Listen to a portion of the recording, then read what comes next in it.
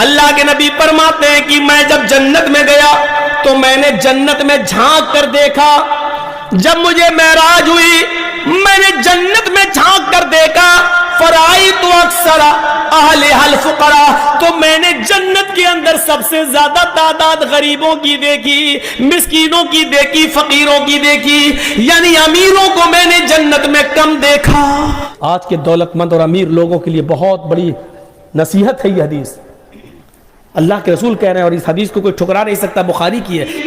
غریب آدمی کو کیا حساب کتاب دینا، اس کو دولت کا حساب دینا ہی نہیں ہے، اس کے پاس ہے ہی نہیں، اس کو ظلم کا حساب دینا ہی نہیں۔ غریب آدمی وہ دوسرے کے اوپر ظلم کر ہی نہیں سکتا بیچارہ، اس کو نماز کا، روزے کا،